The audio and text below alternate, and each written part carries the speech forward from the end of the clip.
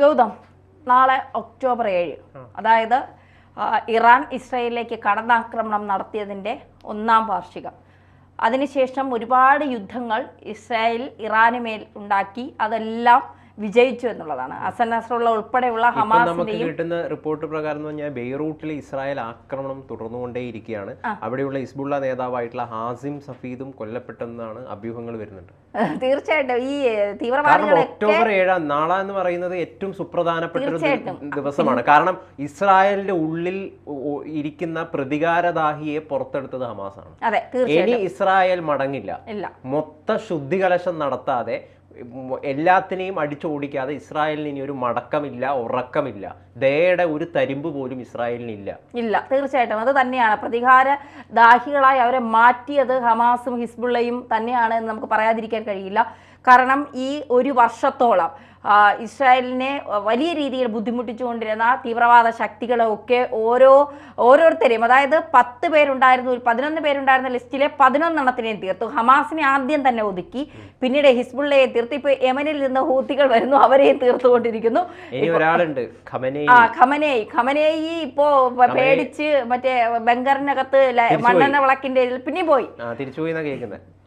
അപ്പോൾ ഇനിയിപ്പോൾ നാളത്തെ ദിവസം പിന്നെ ഇസ്രായേലാണ്ട് നമുക്കൊന്നും പറയാൻ കഴിയില്ല. ചിലപ്പോൾ ഇന്ന് രാത്രിയോട് തിരിച്ചടി ഉണ്ടാവും. കാരണം നാളെ എന്തെങ്കിലുമൊക്കെ സംഭവിക്കുമെന്ന് ഇറാൻ ഇങ്ങനെ പ്രതീക്ഷിച്ചിരിക്കുമ്പോഴായിരിക്കും മൂട്ടിൽ മിസൈൽ വന്ന് ഇടിച്ച് തകർക്കുന്നത്.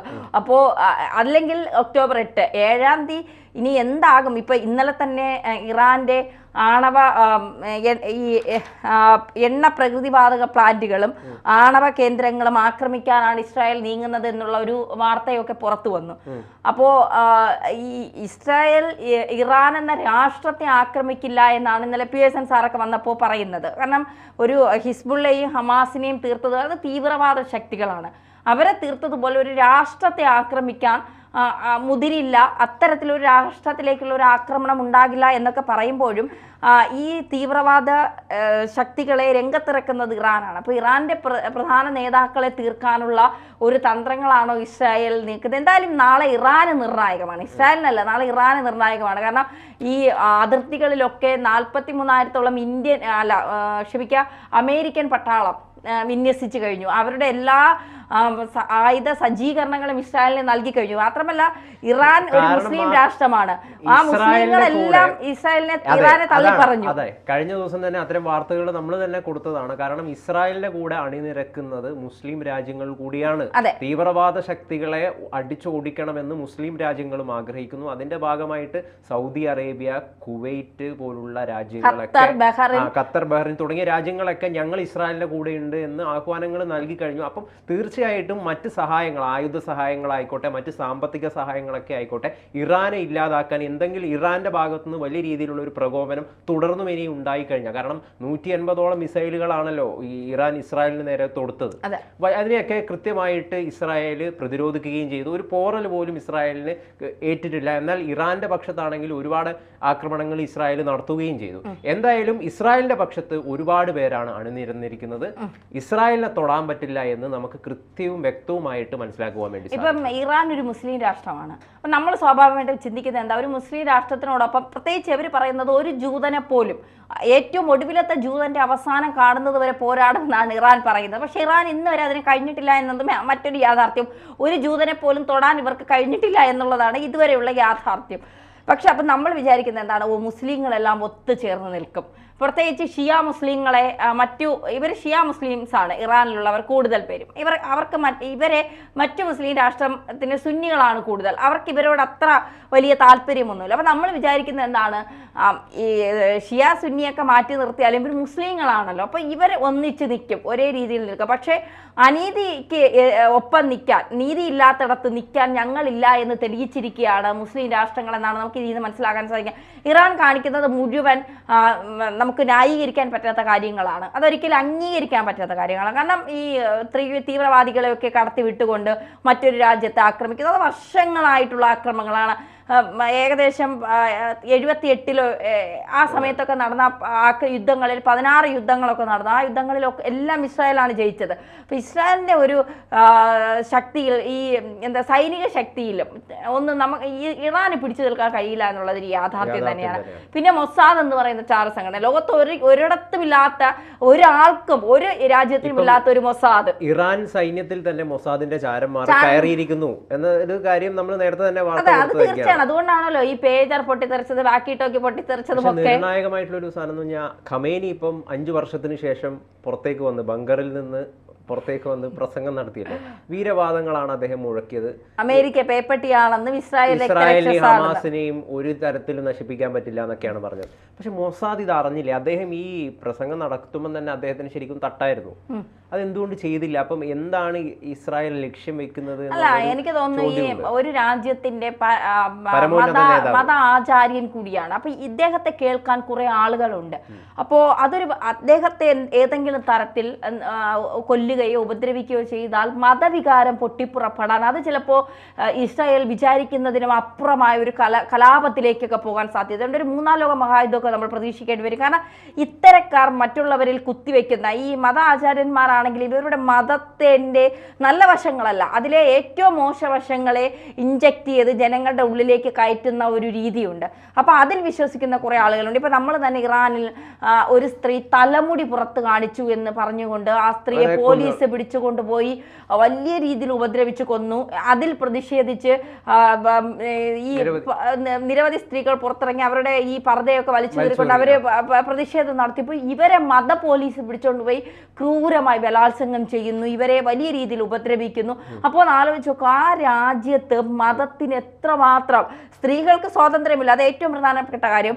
മറ്റൊന്ന്, മതത്തിന് എത്രമാത്രം അവർ ഇമ്പോർട്ടൻസ് കൊടുക്കുന്നു എന്നുള്ളതാണ്. അപ്പോൾ ഇപ്പൊ ഹമാസിന്റെ നേതാവിനെ, ഹിസ്ബുള്ളയുടെ നേതാവിനെ കൊന്നതുപോലെ ആയത്തുള്ള ഖമേനിയെ കൊല്ലാൻ കഴിയില്ല. കാരണം അദ്ദേഹം ഒരു മത നേതാവാണ്. അദ്ദേഹം ഒരു മത നേതാവാണ്. അപ്പോൾ ആ മത നേതാവിനെ തൊടുമ്പോൾ ഏത് തരത്തിലേക്ക്, പ്രത്യേകിച്ച് ഒരു രാഷ്ട്രത്തിന്റെ തലവൻ കൂടിയാണ്. കാരണം അവിടെ ജനാധിപത്യ രീതിയിലാണ് തിരഞ്ഞെടുപ്പെങ്കിലും ഈ ഖമേനിമാർ പറയുന്ന ആളുകൾക്ക് മാത്രമേ അവിടെ തിരഞ്ഞെടുപ്പിൽ മത്സരിക്കാൻ കഴിയൂ. അപ്പോൾ അത്തരത്തിൽ മത്സരിച്ചാലും ഇവരാണ് അതിന്റെ പൂർണ്ണാധികാരം. അവിടെ ആ രാജ്യത്ത് എന്ത് ചെയ്യണം, എന്ത് ചെയ്യണ്ട, എവിടെ ആളുകൾ പോകണം, എവിടെ പോകണ്ട എന്നൊക്കെ തീരുമാനിക്കാനുള്ളത് ഈ ആയത്തുള്ള ഖമേനിയാണ്. അപ്പോൾ ഇദ്ദേഹത്തെ തൊട്ട് കഴിയുമ്പോൾ സ്വാഭാവികമായ ഒരു വിഭാഗം ഇളകാൻ സാധ്യതയുണ്ട്.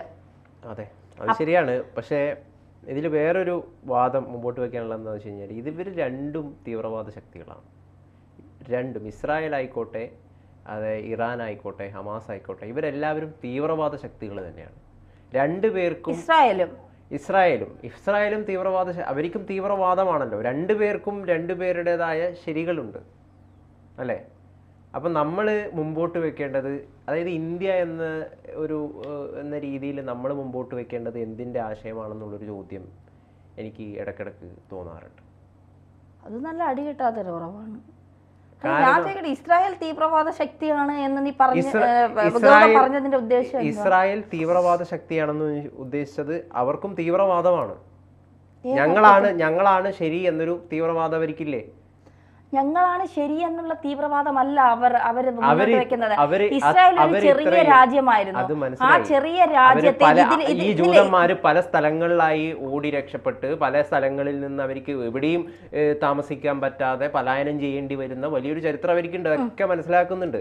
അവർക്കപ്പോൾ അവർക്കുടേതായ ഒരു രാജ്യം ഉണ്ടാക്കണം, അവരുടെ ഒരു സംരക്ഷണ ഭൂമി അവർക്ക് വേണം എന്നുള്ള കാര്യമൊക്കെ നമുക്ക് മനസ്സിലാക്കാം.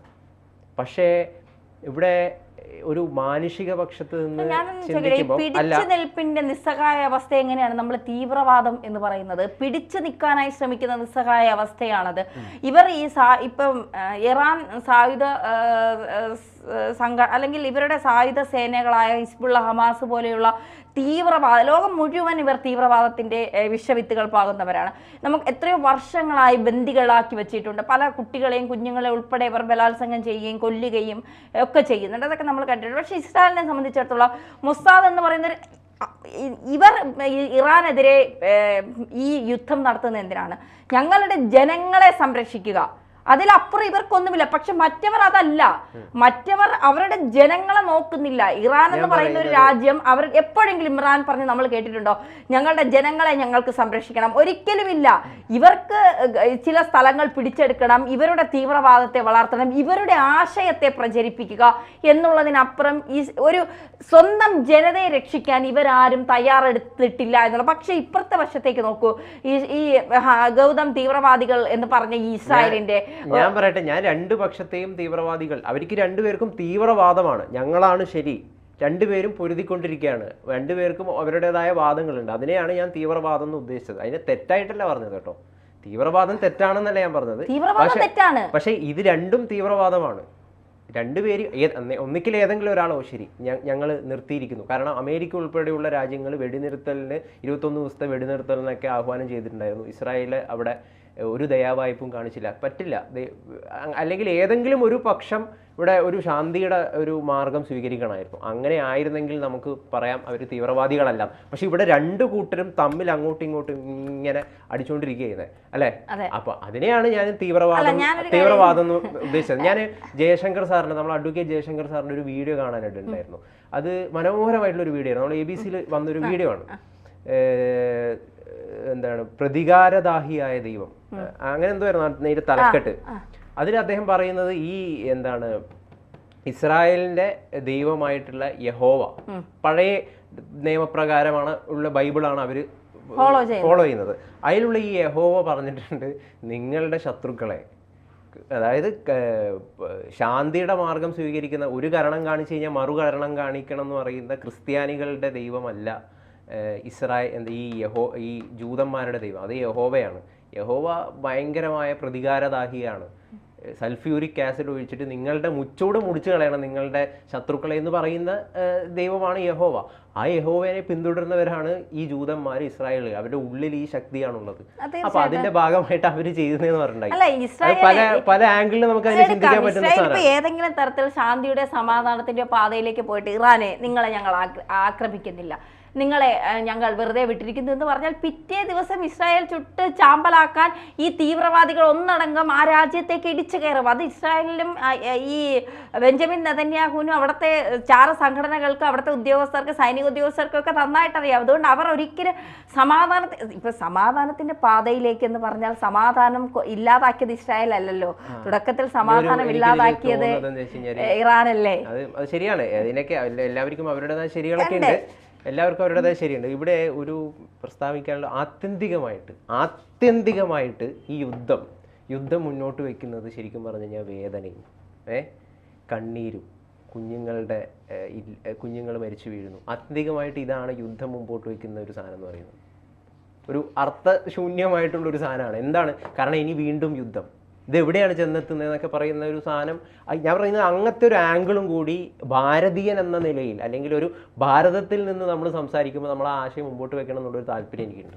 തീർച്ചയായും. അല്ലാണ്ട് നമ്മൾ ഈ ഒരു കൊടും തീവ്രവാദികളുടെ ഒരു ആംഗിളിൽ സംസാരിക്കുന്നത് ശരിയല്ല. അല്ല, ഞാൻ പറയുന്നത് നമ്മൾ അവരുടെ പക്ഷത്ത് നിൽക്കണം, പക്ഷേ ഈ ഒരു ആംഗിളിലും കൂടി നമ്മൾ കാര്യങ്ങളെ കാണണം എന്നുള്ളൊരു നന്മയുടെ പക്ഷത്ത് നിന്നുള്ളൊരു വാദം എനിക്കുണ്ട്. അപ്പൊ ആളുകൾ പറയും ഞാൻ സുഡാപ്പിയാണെന്ന്. ഞാൻ സുഡാപ്പിയല്ല.